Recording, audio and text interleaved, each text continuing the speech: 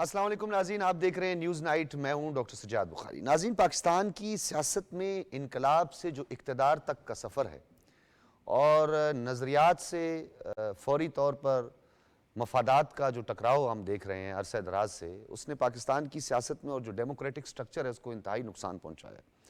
आज भी हमने अडयाला जेल में 190 मिलियन पाउंड केस की समाअत के बाद सुना कि बानी पीटीआई ने कुछ गैर रस्मी गुफ्तगू की है। शदीद बौखलाहट जो है वो सहाफ़ियों से जो गुफ्तगू है उसके दौरान ये तमाम मामलात सामने आए हैं और अंदरूनी एक रस्साकशी जो है वो नज़र आ रही है और नींदें हराम कर दी हैं जी बानी पीटीआई की। ये ख़बरें सामने आ रही हैं कि पार्टी जो है कई हिस्सों में बंटने जा रही है, तकसीम होने जा रही है और जो लोग पार्टी छोड़कर जा रहे हैं उन्हें धमकियाँ दी जा रही हैं कि जी नहीं छड़ांगा जी। ये क्या सूरत हाल है, इस पर हम बात करेंगे। दूसरी जानिब मिलिट्री ट्रायल के हवाले से बातें हो रही हैं, उस पर वफाकी वज़ीर कानून आज़म नज़ीर तारड़ का मौक़िफ़ भी आपके सामने रखेंगे। दूसरी जानिब वज़ीर आज़म के मुशीर बराए सियासी उमूर राना सनाउल्लाह के मुताबिक बानी पीटीआई का मुकदमा मिलिट्री कोर्ट में भेजने का फ़ैसला पंजाब हुकूमत करेगी। ये ज़रा डोमेन क्या है, उसका जो कानूनी पहलू है उस पर भी हम बात करेंगे। इस हवाले से हमारे साथ माहिर मौजूद हैं। दूसरी जानिब बड़ी डेवलपमेंट हुई है सियासी मंजरनामे पे। एक हफ्ते में 2 मुलाकातें हुई हैं सदर आसिफ अली ज़रदारी की जमीयत उलमा इस्लाम के सरबरा मौलाना फजल रहमान से, और उसके बाद वज़ीर आज़म मोहम्मद शहबाज शरीफ की भी आज उनकी रिहाइशगाह पर मुलाकात हुई है। मौलाना साहब से बड़ी खुशगवार मुलाकात हुई है और इसी हवाले से वफाकी वज़ीर इत्तलात व नशरियात ने कहा है कि मौलाना साहब के साथ उनका एक फ़ितरी इत्तेहाद है।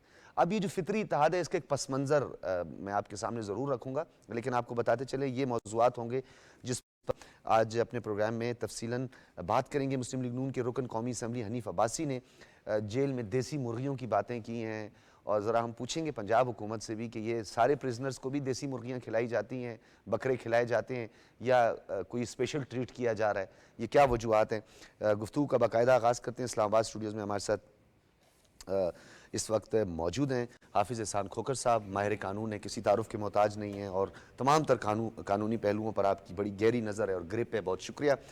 उज़मा कारदार साहिबा ने हमें ज्वाइन किया है, रहनुमा है PMLN की, आपका भी बहुत बहुत शुक्रिया। अहमद वड़ाइद साहब हैं, हमें ज्वाइन किया है लाहौर स्टूडियो से। अहमद वड़ाइद साहब आपका भी बहुत बहुत शुक्रिया। जानदार तज्ज़िये और आपके तबसरे होते हैं, एनर्जेटिक यंग जो है हमारे एक लॉट है जिनको अब आना चाहिए और क्योंकि यूथ ही जो है उन्होंने ही रिप्रेजेंट करना है, फ्यूचर प्रोड्यूस करना है और हमारे नौजवान जिस तरह गुमराह हो रहे हैं इनको गुमराही से कैसे बचाया जा सकता है। उज़मा कारदार साहब आपसे गुफ्तगू का आगाज़ करते हैं। ये बताइएगा कि जिस तरीके से ये मुरगन खाने हैं, देसी मुर्गे हैं और देसी बकरे का इस्तेमाल है, खालिस घी का इस्तेमाल है, शहद का इस्तेमाल, ये सारी चीज़ें सामने आ रही हैं, ये मेन्यू सामने आ रहा है। एक तरफ जो है ये कहा जा रहा है कि प्रिजनर जो होता है या जो जिसने जुर्म का इर्तकाब किया होता है उसके लिए ये लवाजमात नहीं होती। तो क्या आप समझती हैं कि पंजाब हुकूमत जो है वो बाकियों के लिए भी इसी तरह कोई बंदोबस्त करेगी कि उनके लिए भी ये मुरगन खाने वगैरह और ये सारी चीज़ें हों? जी, बिस्मिल्लाहिर्रहमानिर्रहीम। बहुत अच्छा आपका सवाल है और मेरा भी यही सवाल है कि क्या बाकी जितने हमारे कैदी हैं, क्या उनको भी ये देसी मुर्गी और देसी मटन और ये सारा कुछ मिलता है? और अगर नहीं मिलता है तो फिर एक एक कन्विक्टेड मुजरिम है, जिसका जुर्म साबित हो चुका है, उसको ये जनाब इतनी खातिरें क्यों हो रही हैं और जैसे लगता है जैसे बनी गला के किसी रेस्ट हाउस में वो बैठा हुआ है। तो उसका जवाब मिल ही गया हमें, आखिर मिल ही गया और वो जवाब ये है कि आपको पता है कि जो डिप्टी सुपरिटेंडेंट है अकरम, जी। वो अब नौकरी से फारिग हुआ है वहाँ और उसके साथ एक पूरा नेटवर्क था नीचे और उसमें और जितने भी सहूलतकार थे, जो कि बानी की हर जो जायज़ नाजायज़ ख्वाहिश को पूरा कर रहे थे, वो सारे जो हैं वो फारिग किए गए हैं। ये वो नेटवर्क है जो आपको पता है कि जो जनरल फैज़ के टाइम में जो सारा बना था, ये वो नेटवर्क है जो आपको अदलिया में भी नज़र आएगा। ये वो नेटवर्क है जिसने इदारे को खुद तक़सीम किया, इदारे के डिसिप्लिन को उन्होंने चैलेंज करवाया। ये आपको ब्यूरोक्रेसी में भी ये नेटवर्क नज़र आएगा। अच्छा, रिटायर्ड उज़मा अफ़सरान जो कारदार थे। साहब ये बताएं जिस नेटवर्क की आप बात कर रही हैं, इस नेटवर्क को तोड़ना, इस नेटवर्क का पीछा करना, इनको कानून के कटहरे में लाना, कुछ ताख़ीर नहीं हुई है? पंजाब हुकूमत अपनी एडमिनिस्ट्रेटिव जो अथॉरिटी है उसको जब चैलेंज होता हुआ देखेगी, इतना अरसा गुजर गया, तो किसकी नाअहली हम ये कह सकते हैं कि ये सब कुछ होता रहा under the government of Punjab और पीएमएलएन? आपका बिल्कुल मुनासिब सवाल है। ये होना नहीं चाहिए था और इसको बहुत पहले जो है इसका सद्देबाब हो जाना चाहिए था। आपको पता है कि सबसे पहले हमारी अफ़वाज में अकाउंटेबिलिटी शुरू हुई और 9 मई के बाद कोर कमांडर लाहौर से लेके काफ़ी और सीनियर ऑफ़िसर्स थे जिनकी अकाउंटेबिलिटी शुरू हुई और फिर जो भी आर्मी सीक्रेट एक्ट में या जो भी उनका था सज़ाएँ वो मुतय्यन हुई। फिर आपने देखा कि ये सिलसिला जो था वो बढ़ता ही चला जा रहा था। मालूम नहीं मुझे तो समझ नहीं आई कि क्यों इस तरह था। इसको तो ख़ास तौर पे जब वो मेरे ख़्याल में वजह ये थी कि ये कोर्ट्स के पीछे, अदलिया के पीछे छुपते थे। हर वक़्त किसी न किसी चीज़ का स्टे ऑर्डर आ जाता था। हर वक़्त कोई न कोई शिकवा शिकायत अच्छा, जाके तो ये ये तो कोर्ट्स में एक करते पहलू थे। है। उज़्मा कारदार साहबा, ये बताइए क्या सियासी हिकमत अमली है आने वाले दिनों में? और मौलाना साहब से मुलाकात हुई है, बड़े चोटी के और पाकिस्तान में बड़े मंझे हुए सियासतदान हैं मौलाना साहब, फितरी इत्तेहादी भी हैं, पीडीएम को उन्होंने लीड किया, उससे पहले उनकी नॉमिनेशन एज ए प्रेसिडेंट हुई, उसमें आप लोगों ने बड़ा सफ़े अव्वल का किरदार भी अदा किया। तो इस मुलाकात के बाद आप समझती हैं कि कोई नंबर गेम सेनेट में, क्योंकि लेजिस्लेशन की बात हो रही है, कुछ मेजर कॉन्स्टिट्यूशनल अमेंडमेंट्स हैं, अभी तक तो बात वाज़े तौर पर सामने नहीं आई है, तो ये उसी तनाजुर में मुलाकात आप समझती हैं? क्योंकि दो बड़ी अहम मुलाकातें हुई हैं और एक हफ्ते में हुई हैं। देखिए, जो मौलाना साहब हैं, हम उनकी बहुत इज़्ज़त करते हैं। मौलाना साहब ने अपना शौक पूरा करके देख लिया। वो जाके पीटीआई के साथ बैठ गए। उनको ये नहीं पता था कि ये उनको सिर्फ़ इस्तेमाल करेंगे और उसके बाद टिश्यू पेपर की तरह उठा के फेंक देंगे। सुबह ये कुछ और कहते हैं, दोपहर को कुछ और कहते हैं, रात का इनका पैंतरा बदल जाता है। लेकिन मेरे ख़्याल में मौलाना साहब को अब समझ आ गई है। उनको इज़्ज़त सिर्फ़ पीडीएम ने दी है और हमेशा दी है। वो पीडीएम की मूवमेंट भी थी, उन्होंने वो एज़ अ सरबराह वो चलाई और वो हुकूमत में हमारे साथ भी थे। हमेशा जितनी ये जो पार्टीज़ हैं, चाहे नून लीग है, पीपल्स पार्टी, सब ने उनको बहुत इज़्ज़त दी है। बेइज़्ज़ती अगर की है और उनकी पगड़ी जो उछाली है, आपको पता है वो कौन-सी पार्टी ने की है। जो डीज़ल, डीज़ल कह के पूरे हर जलसे में और लोगों को उनके खिलाफ मज़ाक उड़वाना, तमस्खर करना, ये एक ही पार्टी है जिसका ये काम है। और अब मौलाना को मेरे ख़्याल में समझ आ गई है। बहरहाल मेरे ख़्याल में जो राब्ते हो रहे हैं, ये जमहूरियत का हुस्न है और होने चाहिए। जितनी भी सियासी जमातें हैं, जो कि मुल्क से मुख़लिस हैं और जो कि रियासत के साथ खड़ी हैं, उन सब के साथ बात होनी चाहिए। हम देखें, हम दहशतगर्दी के साथ हमारा बहुत इस वक़्त शदीद तरीके से चैलेंज और मुकाबला है और हम एक कौम बन के खड़े होंगे, मुत्तहिद होके अपने इदारों के पीछे खड़े होंगे, तब पाकिस्तान की सलामती है इसमें।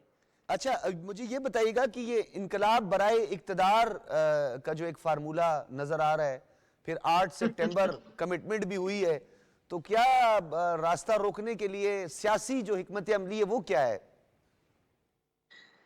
बात सारी ये है, आपने इनका ट्रैक रिकॉर्ड देखें, कितनी दफ़ा इन्होंने डेट अनाउंस की। कभी कोई डेट अनाउंस कर देते हैं, कभी कोई डेट करते हैं और उसके बाद हमें पता चलता है कि ओ लो जी, ये तो अब मौख़र हो गया है। वो 13 अगस्त को भी इन्होंने वो ढोल बजाया था। कोई नज़र आया आपको? हकीकत ये है कि ये अब सियासी तौर पे दफन हो चुके हैं। इनका सियासी मुस्तकबिल है, तारीक हो चुका है। कोई इनके ठीक है, कहने पे निकलता नहीं है। ये सिर्फ ठीक है। सोशल मीडिया पे ड्रामा करते हैं। तो जब इनके पास ना कोई इंतज़ामी ढांचा है, ना कोई इनके पास स्ट्रीट पावर है, आपस में इन लोगों की लड़ाइयाँ चल रही हैं। आपने देख ही लिया है, कभी कोई खींचता है, कभी मुर्शिद साहिबा खींचती हैं, कभी अलीमा खान जो अपना लेने आ जाती हैं हिस्सा, कभी वो आपको पता है वकील जो हाँ, हैं वो ये अपने ये टिकटों के ये तो चक्कर चले में एक और जो सियासी पहलू है, मैं दोबारा आपकी तरफ आऊँगा। हाफिज़ एहसान खोकर साहब, ये बताइएगा कि कुछ लीगैलिटीज़ या जो लीगल ओपिनियन है, हम उस हवाले से आपको मदऊ करते हैं। मिलिट्री ट्रायल के हवाले से बातें हो रही हैं। पूरी दुनिया में कई ममालिक ऐसे हैं जिनमें मिलिट्री ट्रायल हुआ भी है और पाकिस्तान में भी माजी में मिलिट्री ट्रायल होता रहा है। ये मिलिट्री ट्रायल से इतनी बौखलाहट, इतनी घबराहट, इतनी तकलीफ, ये क्या वजूहात हैं और किस तरीके से ये मिलिट्री ट्रायल हो सकता है? क्योंकि वजीर कानून ने कहा है कि ये पंजाब गवर्नमेंट की डोमेन में है। बिस्मिल्लाहिर्रहमानिर्रहीम। डॉक्टर साहब आपका शुक्रिया। दुनिया के तकरीबन 36 ममालिक ऐसे हैं कि जहाँ के ऊपर मिलिट्री कोर्ट्स इस्टेब्लिश हैं, और उसके बाद ये है कि दुनिया का हर मुल्क जो है जहाँ के ऊपर एक आपका स्टेट का एक सिस्टम है, उसके अंदर मिलिट्री का एक लॉ जो है वो मौजूद है। और पाकिस्तान के कॉन्स्टिट्यूशन के अंदर या दुनिया भर के जितने भी कॉन्स्टिट्यूशन है उसके अंदर एक स्पेशल लॉ की प्रोविजंस अवेलेबल होती है। एक आपका जनरल लॉ है, जिस तरह आपका पाकिस्तान पीनल कोड है, इसी तरह आपके स्पेशल लॉज हैं जिसमें आपका एंटी टेररिज्म लॉ है, आपका ऑफिशियल सीक्रेट एक्ट है, आपका एंटी नारकोटिक्स लॉ है, उस तरह आपका टेलीकम्युनिकेशंस का लॉ है, आपका पी का लॉ है। ये सारे के सारे जो हैं वो कॉन्स्टिट्यूशन, ये लॉ जो है वो इसको ऑथोराइज़ करता है। अब ये है कि पाकिस्तान के अंदर जो आर्मी एक्ट है वो 1952-3 का है, जिसके अंदर जो है आपका एक पूरा कोड ऑफ कॉन्डक्ट है कि आर्मी के डिसिप्लिन्स को, आर्मी के सारे जो है प्रोसेस को, और अगर कोई आर्मी का शख्स जो है उनको वायलेट करता है तो उसके अंदर एक इन बिल्ट सिस्टम जो है वो पाकिस्तान आर्मी लॉ के अंदर जो है वो मौजूद है। अब उसके अंदर सर्टेन कैटेगरीज़ हैं जिनको आप ट्राई कर सकते हैं। उसके अंदर एक ये आपके सर्विस के लोग हैं, उसके बाद जो आर्मी के साथ अटैच्ड लोग हैं या उनकी सबॉर्डिनेट ऑर्गेनाइजेशन है उसके अंदर हैं। लेकिन दूसरी एक कैटेगरी है जो पाकिस्तान के अंदर लॉ के अंदर 1968 के अंदर अमेंड किया गया, और सेक्शन 2D1 और सेक्शन 2D2 जो है वो पाकिस्तान के लॉ के अंदर इंट्रोड्यूस किया गया, और साथ सेक्शन 59 को इंट्रोड्यूस किया गया। उसके अंदर ये है कि अगर कोई ऐसा शख्स जो है जो पाकिस्तान का सिविलियन है या और भी सिविलियन है, जिस तरह आपका गुलभूषण वाला भी मामला था, अगर वो मिलिट्री इंस्टॉलेशंस पे अटैक करता है या मिलिट्री के अंदर के लोगों के साथ मिलकर जो है म्यूटिनी की तरफ जाता है या रिवोल्ट की तरफ जाता यानी है, उससे कनेक्शन अगर मिलिट्री की तरफ आएगा तो उसके अंदर ये है कि फिर आप उसका उसको ट्राई मिलिट्री कर ट्रायल सकते हैं। होगा। अब ये है कि ये जब 1973 का कॉन्स्टिट्यूशन आया तो लॉ मेकर्स, जो कॉन्स्टिट्यूशन मेकर्स ने, उन्होंने पाकिस्तान आर्मी के जो तीनों लॉ थे, आपका आर्मी एक्ट है, आपका नेवी का लॉ है और आपका एयरफोर्स का है, इसको आर्टिकल 8 के नीचे जो है उन्होंने शामिल किया। हाफिज साहब, इसमें बड़ा एक अहम सवाल पैदा होता है जहाँ पे मिलिट्री कोर्ट्स के हवाले से क्योंकि ये पता होता है कि एफिशिएंट बहुत ज़्यादा है और स्पीडी ट्रायल है और ट्रांसपेरेंसी है, उसमें बहुत सारे फैक्टर्स साथ में शामिल हैं। लेकिन अगर मिलिट्री ट्रायल जो है अगर उसको इतना ही समझा जाता है कि वो उसकी वजह से घबराहट नज़र आती है, तो ये right of appeal high court फिर देन सुप्रीम कोर्ट, वाई? नहीं, इसके अंदर ये है कि एक तो बिल्कुल आपने ठीक बात कही है कि दुनिया भर के अंदर जो है जितने भी स्पेशल लॉज बनते हैं, इवन मैं आपको बताऊं कि आपका एंटी टेररिज्म लॉ है, उसके अंदर आपने 7 दिन का रखा हुआ है कि आपका ट्रायल मुकम्मल होना चाहिए, लेकिन हम नहीं कर रहे। इसी तरह नैब का जो लॉ है उसके अंदर 30 डेज़ का टाइम है।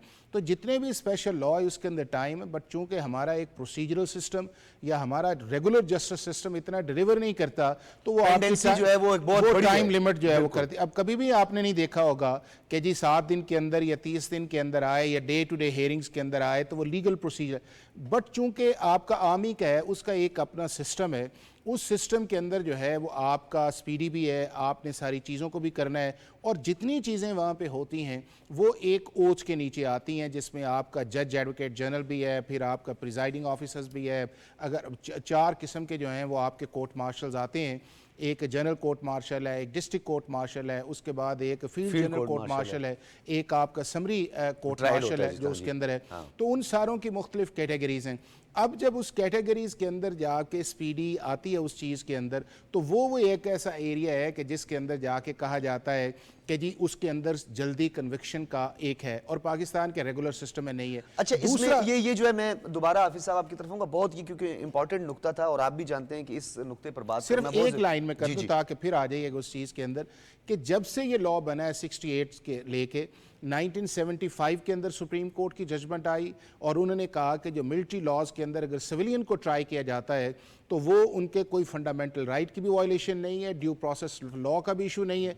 फिर 96 के अंदर सुप्रीम कोर्ट ने होल्ड किया, फिर 2007 के अंदर किया, फिर 2015 के अंदर किया, फिर 17 के अंदर किया, 20 के अंदर, 21 के अंदर किया।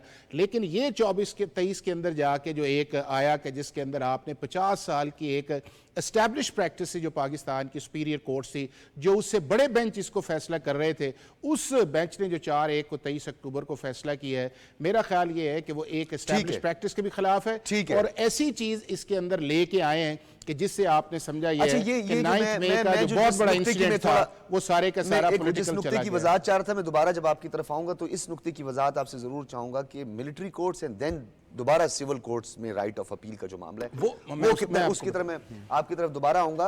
अहमद वड़ाइच साहब, ये बताइएगा, ये जो उमूमी सूरत हाल है पंजाब में, जहां पेट्रोल बम्स का इस्तेमाल हुआ, कानून नाफिज करने वाले इदारों पर हमला और हुए कुछ लोग, इंकशाफ ये भी हुआ कि उसमें कुछ अखवान माजरीन जो कि इस पार्टी के साथ ये सारी तहकीकात में बातें सामने आई वो भी आए। अभी तक पंजाब में हम ये देख रहे हैं कि इस जमात के कारकुन जो है वो नहीं निकल पा रहे हैं। क्या वजूहात आपको लग रही है? क्या लोगों ने इस बात का इदराक कर लिया है, इस बात की उनको समझ आ गई है कि ये इनकलाब बराए इक्तदार है?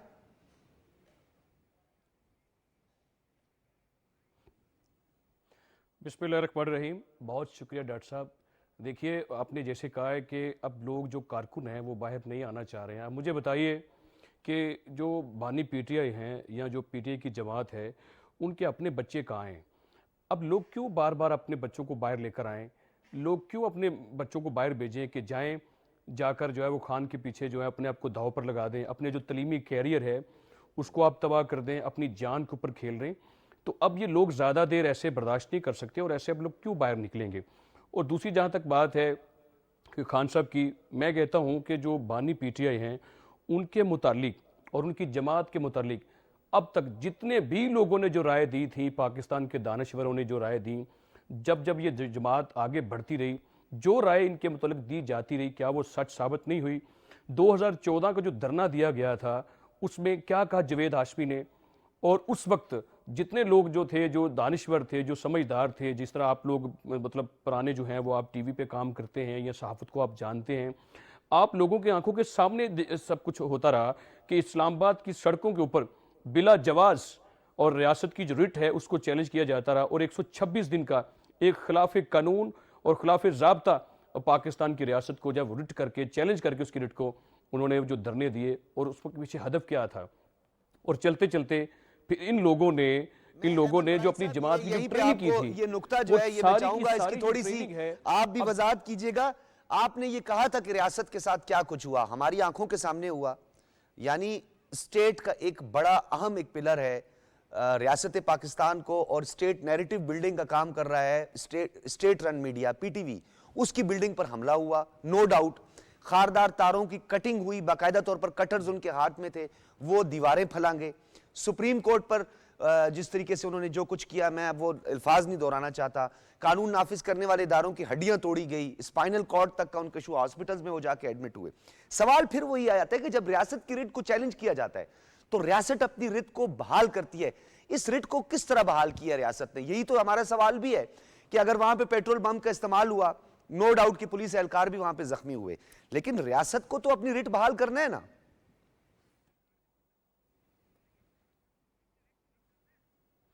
देखिए डॉक्टर साहब सवाल ये भी है, ये सवाल मतलब ये पूछना चाहिए, मतलब मेरे नज़दीक ये बात है कि अब तक इनको खास तौर पर एक स्वीट चाइल्ड की तरह ट्रीट किया जा रहा है। इसमें कोई शक नहीं कि जो अक्यूज होता है वो एक स्वीट चाइल्ड है, उसके साथ अच्छा बर्ताव करना चाहिए, जो जेल के लाज हैं उसके मुताबिक या जो उनका जुर्म होता है उसके मुताबिक उनको देखना चाहिए। लेकिन इसमें क्या वजह है कि जो स्टेट है अब तक वो फैसला वो क्यों नहीं कर सकी कि एक शख्स के खिलाफ आपके पास इतना ज़्यादा मवाद मौजूद है, 190 मिलियन हो, तोशा खाना हो, जो फॉरेन फंडिंग है वो हो, पता हो कि इनके जो लिंक्स हैं वो भारत के साथ मिलते हैं, इसराइल के साथ मिलते हैं, ये बतौर जमात एजेंट के तौर पर काम करती रही है, ये सारी चीज़ें मौजूद हों, उसके बावजूद 9 मई जैसा वाक़या हो, पाकिस्तान की तारीख में इतना बड़ा वाक़या नहीं हुआ। ये वाक़या एक पॉलिटिकल पार्टी ने किया, लबादा उड़कर सियासी, और पाकिस्तान की जो रियासत है उसको सबूताज करने की कोशिश की गई, कानून को हाथ में लिया गया दिन दहाड़े, और पूरा दिन ये खेल चलता रहा कि 200 जगह के ऊपर आपने जाके जो आर्मी की जो तनसीबात है उनके ऊपर आपने हमला किया। आपने जो है वो जो मतलब जो हमारी आर्मी की जो जैसे यूनिफॉर्म है उसको आपने स्टिक के ऊपर अपने लटकाए रखा आपने, और आपने फिर इसको ऑन किया कि 9 मई के पीछे हम मौजूद थे। आपने इतना बड़ा काम किया जो मैं समझता हूं कि रियासत मुखालिफ लोग भी नहीं कर सकते थे। मैं कहता हूं कि ये ठीक है, उनसे अगर उनको थोड़ा सा ये तो एहसास होना चाहिए, मुकालमा करना चाहिए, डायलॉग होना चाहिए। एक पॉलिटिकल पार्टी है, उसके पास अगर एक सूबे का मैंडेट मिला है जहां पर वो अभी तक कुछ नहीं कर सके हैं, मां सवाई इस बात के कि लोगों को फिर उकसा रहे हैं दहशतगर्दी के लिए, ये है कि उनसे आप डायलॉग करें। लेकिन वो भी थोड़ा सा माफी तो मांगे, वो तो बाहर निकल कर कहें, कबूल करें, गैर मशरूत तौर पर कहें, जो बानी पीटे हैं वो कहें इस बात को कि हमसे गलती हुई, हमने कानून को, आइन को अपने हाथ में लिया है, हमने अपने लोगों को यहाँ पे पेट्रोल आपको दिए वड़ाई थे, साहब, हमने लैपटॉप मैं नहीं क्योंकि दिए, उस्मा कारदार हमने उनको साहबा की तालीम तरफ नहीं जाऊंगा, दी, लेकिन मेरा ये एक उनको सवाल गलत आपसे अब तरीके बन तौर गया पर है। इस्तेमाल किया। आपने कहा कि आए माफी मांगे, यानी कोई हम ऐसा प्रेसिडेंट सेट करते हैं कि पहले आए वो जलाओ गिराव करें, तोड़ फोड़ करें, कानून की बदतरीन वायलेशन करें, अदालती अहकामात जो है उसको मानने से इनकार कर दें, हमारे सिंबल्स पर हमले करें, हमारे शोहदा की बेतौकीरी करें, उसके बाद वो आकर कहें सॉरी मुझसे गलती हो गई, तो बस माफ हो जाएगा सब कुछ?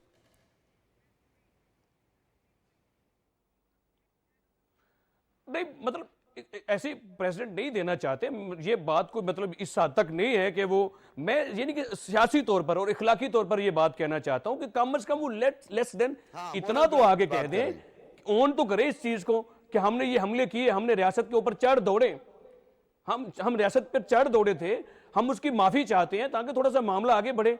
अब उनको मसाइल जो कुछ और आ रहे हैं, अब उनका घेरा तंग हुआ है, उनको डर इस बात का मिलिट्री ट्रायल का कि मेरा मिलिट्री ट्रायल ना शुरू हो जाए। और क्या मिलिट्री ट्रायल कोई आइन से हटकर नहीं है, ये आइनी इदारों ने बनाया था ये ट्रायल, ये यानी कि जो एक्ट बनाया गया आर्मी एक्ट का, वो इसलिए वो वहां पर सिविलियंस के ट्रायल नहीं होते।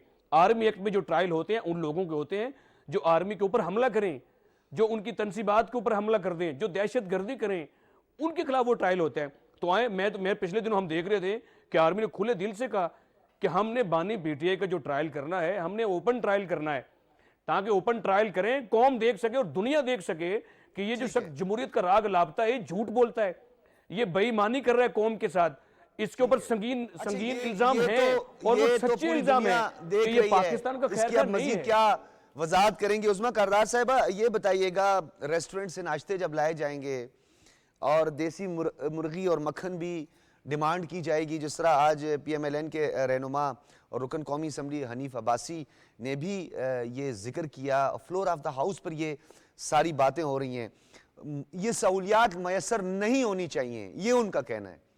तो ये तो पंजाब हुकूमत का काम है ना? जी, मैं तो पहले भी आपको कह चुकी हूँ कि या तो आप सारे पंजाब के कैदियों को यही सहूलियात दें, और अगर नहीं दे सकते हैं तो इनको भी दाल रोटी पे रखें। ये कोई आसमान से तो नहीं उतरे हुए ना, इतना बड़ा इन्होंने नुकसान किया है इस मुल्क का, इतना फितना इन्होंने फैलाया है। और ये देखिए, ये सब चीजें तब होती हैं जब आपकी रेड लाइन पाकिस्तान ना हो, जब आपकी रेड लाइन जो है ना वो सिर्फ आपकी जात हो, जब ये आपका स्लोगन हो खान है तो पाकिस्तान है, तो फिर आप इस तरह के रवैये आपको नजर आते हैं और इस तरह से लोगों को गुमराह किया जाता है, उनको इस्तेमाल किया जाता है सिर्फ अपने इक़्तिदार और अपनी कुर्सी के लिए। अभी आप ये बात कर रहे थे 9 मई की कि जी वो माफ़ी माँग लें। माफ़ी माँगने तो ख़ैर दूर की बात है, वो ये इन लोगों का तो शर्म का खाना इतना खाली है कि ये इसको कहते हैं, ये फ़ॉल्स फ्लैग ऑपरेशन था। ये सारा मलबा इसका उठा के फौज के ऊपर डाल देते हैं और पाकिस्तान की जो हुकूमत के ऊपर डाल देते यही हैं तो कि सवाल ये है उस्मा इन्होंने कारदार साहबा। जानबूझ के करवाया। एवरीबॉडी नोज, पूरे पाकिस्तानी जानते हैं कि ये चीख चीख के कहते थे कि खबरदार हमारी रेड लाइन के करीब ना बढ़ना, हम फिर कोई रेड लाइन नहीं देखेंगे, हम फिर ये भी नहीं देख, ये तो पूरी कौम को पता है। ये आप लोग बताने में उस तरह कामयाब क्यों नहीं हुए लोगों को? 9 महीने का 10 महीने का पहले टाइम दिया जब उन्होंने साइफर लहराया, उसके बाद वो लाहौर जाकर बैठ गए, ये सारी सूरत हाल का सामना करना पड़ता है। डी चौक पे जो ग्रीन बेल्ट है बर्बाद करके उसको रख दिया, उस वक्त भी जो है उनको एक मौका मिलता रहा, उन्होंने एक नैरेटिव बिल्ड कर दिया, सोशल मीडिया ब्रिगेड तैयार कर दी। आपको नहीं लगता कि ये गैप जो है, ये फिल आप लोग उस तरह नहीं कर पाए जिसकी वजह से आज ये दिन देखने पड़ रहे हैं सबको? देखिए, बात सारी ये है कि जो पॉपुलिज्म की जो सियासत होती है ना, वो उसका टूल होता है प्रोपेगेंडा। इन्होंने झूठ की फैक्ट्रियां लगाई हुई हैं, इन्होंने प्रोपेगेंडा की फैक्ट्रियां लगाई हुई हैं। और जो अलीमा खान और रऊफ हसन का जो टेक्स्ट मैसेजेस आपके सामने आए हैं, उससे आपको क्या पता चला कि सारा झूठा बयानिया है। इतना झूठा है कि अब इनका जो जहर दे देंगे, अब वीडियो बना ली है, ये 5 लोग जिम्मेदार हैं, और अगर कुछ हुआ तो आसिम मुनीर जिम्मेदार हैं, और मेरी बीवी को भी जहर दिया जा रहा है, और अभी मुझे गोलियां लग रही हैं, मुझ पे हमले हो रहे हैं। ये सारा झूठ का पलंदा है, ये सारा प्रोपेगेंडा है। ये मां सवाए ये सिर्फ इक्तदार की हिरस जो है उससे ये पागल हो गए हैं। ये समझते थे, और जनरल फैज जो थे, इन्होंने आपस में ये बंदरबांट की उस्मा हुई थी। कारदार साहबा, इन्होंने कहा आपने यही था बात कि की ना, आप ये तो सारी कौम ने देखा है। बल्कि हमें याद है कि आपने देखा है। इस्लामाबाद में जो टेररिस्ट कोर्ट है, जो इंसदाद दहशतगर्दी अदालत है, उसने इनकी जायदाद कर्की करने के ऑर्डर किए, रेड वारंट जारी हुए, फिर बाबर साहब जो उनके वकील हैं वो तशरीफ लाए, उनको परवाना मिल गया, सारी बातें अपनी जगह पे मौजूद हैं। ये साइफर कोई कम जुर्म था? वो जो साइफर लहराया गया था, उसके बाद जो इतना टाइम मिला उनको, उस टाइम से उन्होंने फायदा उठाया, सेंटीमेंट का बाकायदा तौर पर उन्होंने भरपूर इस्तेमाल किया है। इस बात से कोई इनकार नहीं कर सकता। इन्होंने पूरी कौम को ट्रक की बत्ती के पीछे लगाया, और इन्होंने एक ये जो ना सिर्फ इधर पाकिस्तान, इन्होंने पूरे इंटरनेशनली पाकिस्तान को बदनाम किया एक सोचे समझे मंसूबे के तहत। कौन है हुब्बे वतन पाकिस्तानी जो लॉबिंग फर्म्स हायर करता है पाकिस्तान के इमेज को बर्बाद करने के लिए बाहर? किस सेनेटर के ये पांव नहीं पड़े, किस कांग्रेसमैन के पांव नहीं पड़े, रेजोल्यूशंस नहीं लाए, यूएन वर्किंग ग्रुप से इन्होंने पैसे दे दे के बातें नहीं करवाई, आईएमएफ के बाहर जाके इन्होंने जो एहतजाज किया, इदारों को घटिया उनके खिलाफ मुहिम चलाई। कौन कर सकता है ये नाकाबिल माफी जुर्म है, ये पाकिस्तान की रियासत के खिलाफ जुर्म है, ये माफ नहीं हो सकते हैं। और अब ये जो छुपने की कोशिश कर रहे हैं, ये मिलिट्री ट्रायल्स होंगे और ये अपने कैफरे किरदार तक पहुंचेंगे, क्योंकि इन्होंने कोई सबक नहीं सीखा। ये पाकिस्तान को डिफॉल्ट करने के चक्कर में ये इन्होंने लोगों के बच्चों के मुस्तकबिल तबाह कर दिए हैं, इसीलिए अब कोई इनके साथ निकलता नहीं है। तो इसलिए अब ये बैठ के तो बाहर के मुल्कों से प्रेशर डालने की कोशिश कर रहे हैं पाकिस्तान की रियासत के ऊपर और उसके इदारों के ऊपर, लेकिन ये बाहर नहीं निकलेंगे। इनको एनआरओ नहीं मिल सकता, इनको अपनी ये घिनौनी हरकतें, इस वक्त सूरत हाल है उस्मा कारदार साहबा, इस वक्त एक जेआईटी भी बनी हुई है इस्लामाबाद में, आईजी की सरबराही में, एफआईए भी उसमें शामिल है, और अभी भी जो है वो यूथ को गुमराह किया जा रहा है, और पता नहीं बंगाल या बांग्लादेशी मॉडल कोई उसका जिक्र किया जा रहा है बार बार। कुछ लोग तो आइडेंटिफाइड लोग हैं, कुछ लोग अगर बाहर से ऑपरेट कर रहे हैं, वो तो हमें भी पता है, सबको पता है कि वो थोड़ा सा मुश्किल है उसके लिए, क्योंकि सोशल मीडिया पे जो है ये बेलगाम घोड़ों को काबू करना ये पूरी दुनिया के लिए एक बड़ा चैलेंज बना है। लेकिन यहाँ पे लोग जो आइडेंटिफाइड हैं, जो इस पोस्ट को रीपोस्ट करते हैं, रीट्वीट करते हैं, ऐसे लोगों को तो गिरफ्तार करना चाहिए। उनके लिए तो मेरे ख्याल में अब इंतजार नहीं करना चाहिए। बिल्कुल नहीं करना चाहिए, कानून को हरकत में आना चाहिए। और जो हम लोगों ने पंजाब में जो कानून पास किया है, वो बिल्कुल क्लियर है कि जो इस तरह की हरकतें करेगा सोशल मीडिया पे, जो रियासत पे अटैक करेगा, इस तरह नफरतें फैलाएगा, इस तरह जो है साजिशों को फैलाएगा, तो उसके वो कानून उसके खिलाफ हरकत में आएगा। यानी कोई चीज नहीं रोक कानून सकती। रियासत स्टेट जो है वो अपनी रिट को बहाल करेगी, ये आपका कहना था। आपका बहुत बहुत शुक्रिया हाल करेगी उस्मा कारदार साहबा। रियासत को चूड़ियां पहन के तो नहीं बैठी हुई ना, बिल्कुल, ये कोई बिल्कुल। बनाना रिपब्लिक तो नहीं है। और बिल्कुल इनको जवाब रियासत को देना अपनी रिट पड़ेगा। बहाल करने के लिए तमाम कानूनी और आईनी जो है वो इकदाम करने होंगे। बहुत शुक्रिया उस्मा कारदार साहबा, रहनुमा PMLN हमारे साथ मौजूद थी। मैं आपकी तरफ दोबारा आऊँगा। हाफिज साहब ये बताइएगा कि वही जो मैं आपके लिए सवाल छोड़े गया था कि एक तरफ तो मिलिट्री कोर्ट जिसकी ट्रांसपेरेंसी, जिसकी शफाफियत, जिसका ट्रायल बड़ा शफाफ अंदाज में होता है, और एक खौफतारी है कि क्योंकि शवाहिद मौजूद हैं, एविडेंस मौजूद हैं, और उन्हें अपना जो है वो फ्यूचर नजर आ रहा है, तो फिर दोबारा से जब ये मिलिट्री सिविल कोर्ट्स में जाएंगे, राइट ऑफ अपील में, ये जरा इसकी वजाहत मैं करें। इसमें ये बताऊं कि हर जो गवर्नमेंट है, पॉलिटिकल गवर्नमेंट है, जुल्फ़िकार अली भुट्टो साहब से लेके लास्ट PTI की गवर्नमेंट तक जो है, सिविलियंस के आर्मी कोर्ट्स के अंदर ट्रायल होते रहे हैं और आर्मी एक्ट के अंदर आते रहे हैं, इसमें कोई डिस्टिंक्शन नहीं है। दूसरा ये है कि जो हमारी मिलिट्री कोर्ट्स की रैंकिंग है वो दुनिया में 7वें नंबर पे है, in terms of transparency, in terms of fairness और इन टर्म्स ऑफ, यानी दोबारा इससे कहना चाह रहे हैं कि दुनिया में 7वें नंबर पर हमारा जो मिलिट्री कोर्ट्स और उसका जो ट्रायल है ना, आप ये देखें कि आपने इतना बड़ा एक टेररिस्ट पकड़ा और पूरी इंडियन लॉबी उसके पीछे थी, लेकिन जब वो ट्रायल जो है वो इंटरनेशनल कोर्ट के अंदर गया है, ICJ के अंदर गया है, तो वहां पे आप ये देखें कि उन्होंने हमारे मिलिट्री कोर्ट के ट्रायल को रद्द नहीं किया। उन्होंने सिर्फ कहा कि आप इसको एक इंडिपेंडेंट जो है वो आप इसको राइट ऑफ अपील दें और उसके बाद काउंसलर एक्सेस दें, और हमने उसके ऊपर एक ऑर्डिनेंस भी किया। अब अगली जो चीज़ है वो बड़ी इंपॉर्टेंट है। वो इंपॉर्टेंट ये है कि हर वो शख्स जो आर्मी का रिटायर्ड मुलाजम है या आर्मी का जो है रेगुलर एम्प्लॉय नहीं है, या सिविलियन है, आप उसको ट्राई कर सकते हैं। और जब आप उसको ट्राई करते हैं तो उसके अंदर पाकिस्तान का जो रेगुलर क्रिमिनल रजिस्टर है, कानून शहादत और ज़ाब्ता फौजदारी वो अप्लाई है। आप अपनी मर्जी का लॉयर रख सकते हैं, आप अपने लिए गवाह लेके आ सकते हैं, आपको सारी अपॉर्चुनिटीज हैं। अब उसके बाद ये है कि अगर आपको सर वहां मैं पे सॉरी मैं यहाँ पे क्योंकि मैं इंक्लूड करना चाहता हूँ, अपनी गुफ्तगू आप जारी रखिए।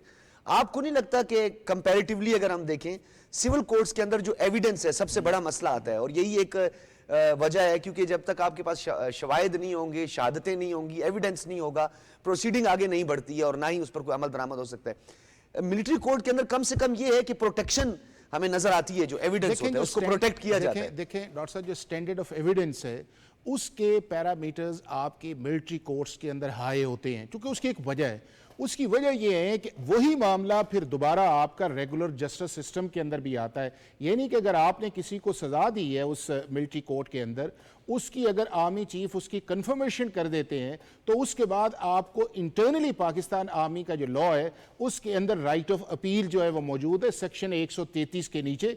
जब आप उस राइट ऑफ अपील को एक्सरसाइज कर लेते हैं उसके बाद यह है कि आप पाकिस्तान की जो कॉन्स्टिट्यूशनल जुरिस्डिक्शन है हाई कोर्ट की, आप आर्टिकल 199 के अंदर जाके भी उसे चैलेंज कर सकते हैं। फिर उसके बाद यह है कि आप उसको पाकिस्तान की सुप्रीम कोर्ट के अच्छा, ये सिर्फ 2 रेमेडी है? नहीं, ये मिलिट्री ट्रायल के बाद जो है रेमेडी 3 हो गई ना। देखिए नंबर 1 ये होया कि आपको सजा हुई, नंबर 2 हुआ कि आपको right of appeal within the military law आया, within the military law आया जो 92 के अंदर एक अमेंडमेंट आई है जो पहले नहीं थी। उसके बाद ये है कि आपको हाई कोर्ट की एक रेमेडी मिली जो आपकी कॉन्स्टिट्यूशनल कोर्ट है, इंडिपेंडेंट है। उसके बाद आपको सुप्रीम कोर्ट ऑफ पाकिस्तान के अंदर आर्टिकल 185 के नीचे जाके मिला, राइट ऑफ अपील मिला, और उसके बाद आपको आर्टिकल 188 के नीचे जाके वो आपको रेगुलर अपील मिला। तो कोई ऐसा फोरम जो है वो डिस्टिंक्शन नहीं है जो आपका रेगुलर ट्रायल है या मिलिट्री कोर्ट। सिर्फ फर्क इतना यह है कि चूंकि पाकिस्तान के लॉज के अंदर या कॉन्स्टिट्यूशन के अंदर इजाजत है कि अगर कोई सिविलियन जो है वो चाहे रिटायर्ड है यानी कि रिटायर्ड हो गया है या उसके बाद रेगुलर एम्प्लॉय नहीं है, अगर वो पाकिस्तान की मिलिट्री इंस्टॉलेशंस के अंदर या ऑफिशियल सीक्रेट एक्ट के अंदर जाके या उसके बाद फौज के अंदर म्यूटिनी करता है तो उसको आप पाकिस्तान के मिलिट्री लॉज के अंदर ट्राई कर सकते हैं। और ये पाकिस्तान की सुप्रीम कोर्ट की एक कंसिस्टेंट प्रैक्टिस रही है कि वो उन्होंने कभी भी इन ट्रायल को जो है वो आर्टिकल 8 की बुनियाद के ऊपर या ड्यू प्रोसेस ऑफ लॉ की बुनियाद के ऊपर, सिर्फ 2 ही चीजें उसके अंदर हैं कि क्या वो जो जुरिस्डिक्शन एक्सरसाइज की गई है वो विदाउट जुरिस्डिक्शन है, और जितनी भी मिलिट्री लॉज के अंदर जुरिस्डिक्शन आती है वो सारी की सारी जो है वो लीगल आती हैं। और उसके बाद जब एक्सटर्नली आप बाहर के अंदर आते हैं तो आपको वो सारा प्रोसेस आता है। चूंकि आपने मिलिट्री लॉज की वायलेशन की है, फौज के अंदर बगावत आपने की है, तो फिर आपको मिलिट्री लॉ के अंदर पाकिस्तान का आइन या पाकिस्तान का कानून जो है वो कहता है कि इस शख्स को फ्लेक्सिबिलिटी जिसका आप जिक्र कर रहे हैं, तो फिर खौफ किस बात का? अहमद वड़ाइद साहब, मैं चाहता हूं कि आप जरा इसको कंक्लूड करें कि अभी जो उमूमी सूरत हाल है, सितंबर का महीना, एक तो सियासी दर्जा हरारत जो है वो हमेशा इस्लामाबाद वफाकी दारुल हुकूमत का ही जो है दर्जा हरारत बढ़ने के इम्कानात रहते हैं, और सूरत हाल जो है लाहौर की जो है उसका मौसम भी कुछ बेहतर है, ठंडी हवाओं का सिलसिला भी जारी है।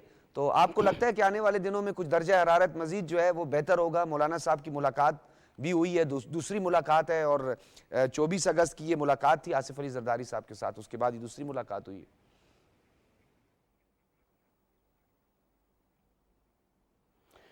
डॉक्टर साहब, जो दर्जा हरारत है वो तो सियासत में हमारे मुल्क में तो रोज़ ही कभी ऊपर जाता है कभी नीचे आ जाता है। तो ये दर्जा हरारत से मैं कहता हूँ कि थोड़ा सा इससे हट के अभी कुछ वक्त जो है वो सियासत का नहीं है। मेरे नज़दीक थोड़ा सा टाइम जो है वो रियासत को देना चाहिए, सियासत को पीछे कर देना चाहिए। सियासत होती रहेगी, हुकूमतें बनती रहती हैं, टूटती भी रहती हैं, और इस वक्त जो सबसे अहम मसला है वो मसला ये नहीं है, ना जेल का है ना ट्रायल का है।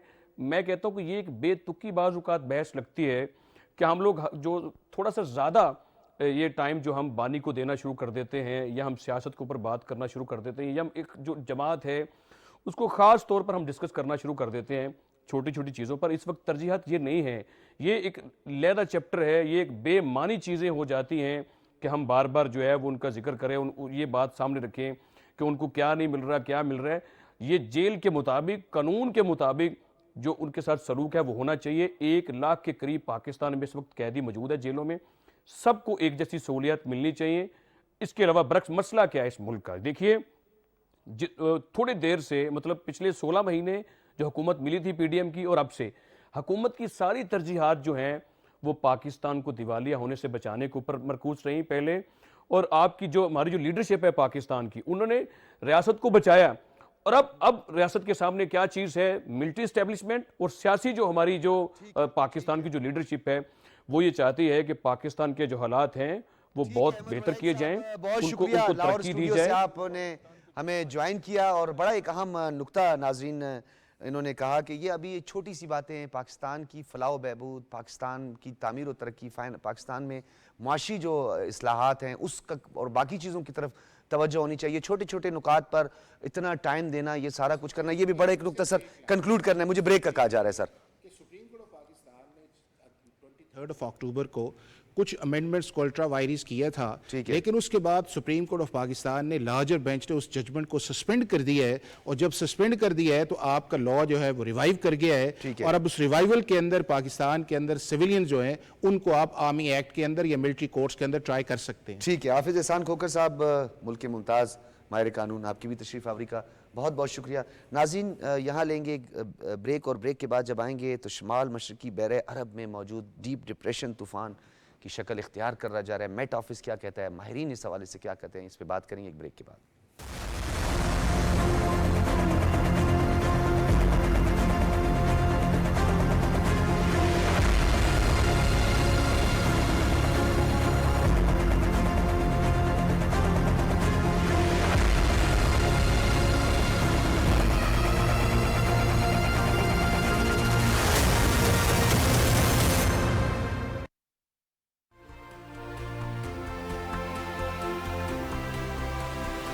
नौजवानों के हाथों में वो जदीद इल्म और जदीद टेक्नोलॉजी आपके हाथों में थमाए जिससे कि आप पाकिस्तान के अंदर तरक्की और खुशहाली का इनकलाब ला सकें। अगर हमें नौजवान नस्ल की तामीर और उनकी तरक्की के लिए तमाम वसाइल तरक्याती फंड से निकाल कर आपके कदमों में मैं निछावर करूं तो वो कम नहीं होंगे। लाखों लैपटॉप्स मेरिट पर अरबों रुपए के सरमाए से नौजवान नस्ल को तकसीम किए गए, जिससे कि वो अल्हम्दुलिल्लाह आज बड़े बड़े मैदानों में मुकाबला कर रहे हैं। स्मॉल मीडियम एंटरप्राइजेस जिसको आपने चलाना है, कम से कम 40% लोन्स वो SMEs को मिलेंगे इंशाअल्लाह, ताकि आप कारोबार कर सकें, लोगों को आप रोजगार दे सकें। नौजवान नस्ल की हम तामीर करेंगे, उनको अजीम बनाएंगे इंशाअल्लाह। पाकिस्तान जल्द ज़रूर इंशाअल्लाह अक़वाम आलम में अपना मुकाम हासिल करके रहेगा। शर्त यह है कि हम उसके लिए तैयार हैं।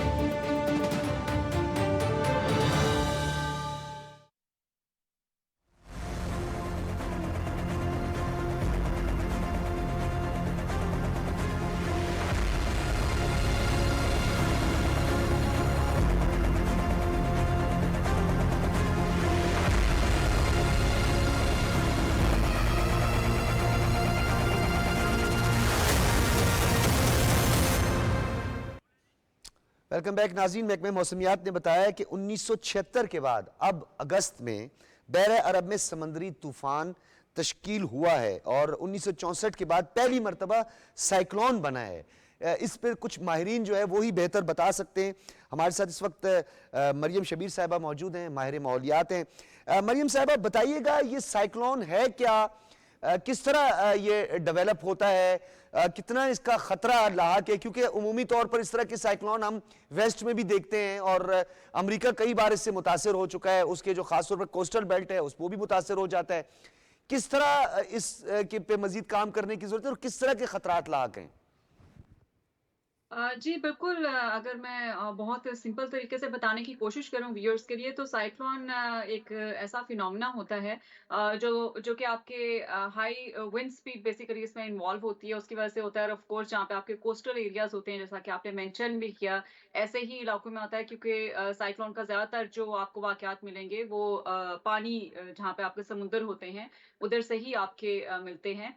तो बेसिकली इसमें डिफरेंट कैटेगरीज होती हैं। कुछ जो है वो हाई स्पीड होते हैं जिनका बहुत ज़्यादा नुकसान आपको होता है, कुछ मीडियम होते हैं, कुछ लो स्पीड होते हैं, विंड स्पीड के अकॉर्डिंगली उनका होता है। और विंड डायरेक्शन इसका कितना खतरा लाहक किसी भी इलाके को होता है, ये आपके विंड डायरेक्शन पे होता है। और विंड डायरेक्शन जो है वो ऑफ कोर्स आपकी चेंज होती रहती है वक्त के साथ साथ। जैसा कि ये कराची का भी आपने मेंशन किया कि जो सिंध की तरफ थोड़ा खतरा है, जो अलर्ट पाकिस्तान मेट्रोलॉजिकल डिपार्टमेंट ने जारी किया है, उसके मुताबिक जो है वो मुख्तलिफ घंटों के बाद जो एडवाइजरी वो जारी कर रहे हैं, जो मैं पढ़ रही थी उसमें भी, उसमें उसकी विंड डायरेक्शन की वजह से अच्छा, उसकी 4 चेंज एडवाइजरी होती जा जारी रही है। कर दी गई हैं और 170 किलोमीटर जो है वो डिस्टेंस बताया जा रहा है, लेकिन थ्रू आउट अगर हम देखें तो तेज हवाएं चल रही हैं 70 kilometre per hour, 60 kilometre per hour के हवाले के शिद्दत के साथ। दरख्त गिर गए हैं, लोगों का माली नुकसान भी हुआ है। जूं जूं आप समझती हैं साइक्लोन आगे बढ़ेगा, ये समुद्री तूफान आगे बढ़ेगा, डिस्टेंस कम होगा, ये हवाओं की शिद्दत मजीद बढ़ेगी, आप समझती हैं? जी, वैसे ये तो मेट्रोलॉजिकल डिपार्टमेंट वाले ज़्यादा बेहतर बता सकते हैं कि किस तरफ स्पीड जाएगी और कितना हो सकता है। लेकिन मैं इस चीज़ पे बात कर सकती हूँ कि जो स्पीड आपकी अभी तक है, अगर इसी स्पीड के साथ जारी रहा, अगर विंड डायरेक्शन आपकी चेंज ना हुई, तो फिर उससे जो इम्पैक्ट आपने मोस्ट लाइकली बताए हैं वही होंगे कि आपके जो ज़्यादातर लोग हैं, उनके जो जिनके कच्चे घर हैं, ख़ास तौर पे आबादी जो हमारे जो मछली पकड़ने वाले जो हमारी कम्युनिटी है, मछेर जिसको हम बोलते हैं, उन इलाकों में अगर वो जाएँगे तो उनको नुकसान होगा।